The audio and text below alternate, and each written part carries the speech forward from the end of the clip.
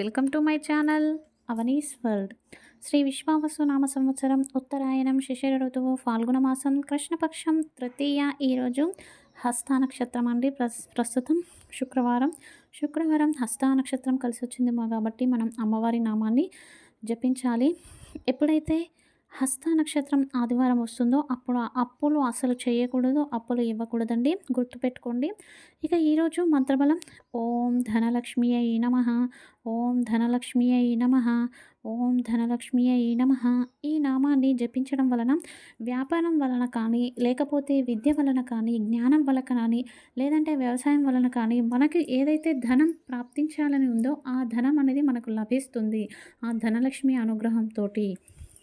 ఇక ఈరోజు మంచి మాట ఏంటి అంటే, మనం ఏదైనా చేయాలన్నప్పుడు, ఏదైనా మార్చాలన్నప్పుడు, ఇది మార్పు కోరుకున్నప్పుడు మన చేతుల్లో లేదు అన్నప్పుడు మనం మౌనంగా ఉండటమే చాలా మంచిది.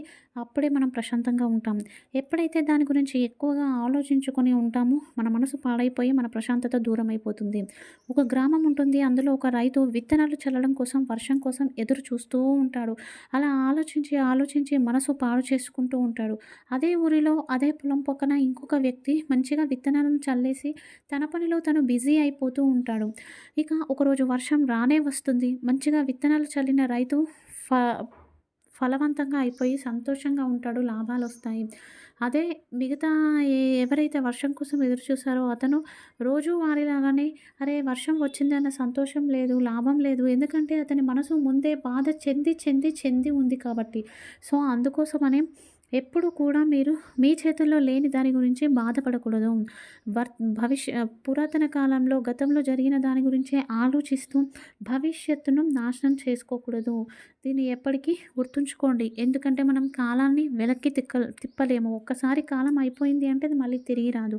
సో గతంలో జరిగిన దాన్ని తలుచుకుంటూ బాధపడితే భవిష్యత్తు నాశనం అవుతుంది. ఇక ఈరోజు మన సంప్రదాయంలో భాగంగా మనం ఎప్పుడూ తల దక్షిణం వైపు కానీ, తూర్పు వైపు కానీ పెట్టుకొని పడుకుంటాము. ఎప్పుడైతే నిద్ర నుంచి లేస్తామో అప్పుడు ఉత్తరం వైపుగా మనం లేవగానే బ్రష్ చేసుకుంటాం కదండి. ఆ బ్రష్ అనేది ఉత్తరం వైపుగా చూస్తూ చేసుకోవాలి. ఎందుకంటే ఉత్తరం వైపుగా యక్షకిన్నెరలు అధిపతులు, అక్కడే కామదేవుడు, వనస్పతి దేవుడు, అలాగే కుబేరుడు అధిదేవతలు అన్నమాట. సో ఆ దేవతల ఆశీస్సులు అనేవి మనకి లభిస్తాయి. అలా మనం ఉత్తరం వైపు చూస్తూ బ్రష్ చేసుకోవడం వలన ఆ మ్యాగ్నెటిక్ ఎనర్జీ ఏదైతే ఉందో అది మనలో ఉన్న నెగిటివ్ ఫోర్స్ని తగ్గించేసి బ్యాలెన్స్ చేస్తుంది. అదేవిధంగా అద్దం ఏదైతే ఉంటుందో అది దక్షిణం వైపు ఎట్టి పరిస్థితుల్లోనూ పెట్టకండి.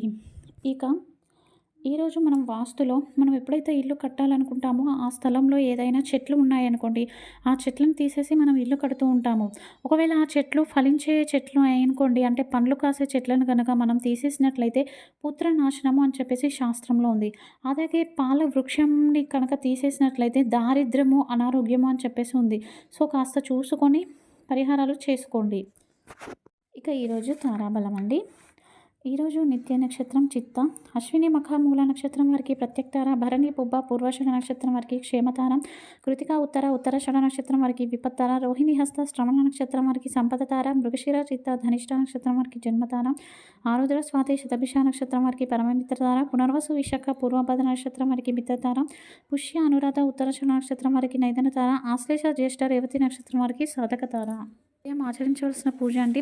రేపు ఎవరైతే పరమేశ్వరుని ముందు నెయ్యి దీపాన్ని వెలిగించి మృత్యుంజయ మంత్రాన్ని చదువుతారో వారికి మంచి జరుగుతుంది. ఒకవేళ అరటి నారవత్తులతో కనుక పరమేశ్వరుని ముందు కానీ, నారాయణుని ముందు కానీ దీపాన్ని వెలిగిస్తే అపమృత్యు దోషాలు, గండాంతరాలు కుటుంబంలోని వారికి ఎవరికి జరగకుండా ఉండాలని సంకల్పించుకొని వాటిని తొలగింపచేసుకోండి. ఈరోజు సంకష్టహర చతుర్థి కాబట్టి సాయంత్రం వరకు ఉప్పు సేవించకుండా ఉండి వ్రతాన్ని ఆచరించి సంకష్టహర గణపతి స్తోత్రాన్ని పారాయణ చేసినట్లయితే పరిష్కారం కానీ బాధలు ఏమైనా ఉంటే అవి దూరం అవుతాయి. అదేవిధంగా సాయంత్రం పూట పిల్లల చేత జిల్లేడు వత్తులతో దీపాన్ని వెలిగింపచేసి గరికతో పూజింపచేసి ఎర్రగన్నేరు వత్తులను సమర్పించి తదుపరి ఏదైనా నైవేద్యాన్ని సమర్పించడం వలన పిల్లల విద్యాభ్యాసంలో ఏదైనా ఆటంకం ఉంటే అది తొలగిపోతుంది. తప్పకుండా ఈ పరిహారాన్ని ఆచరించండి.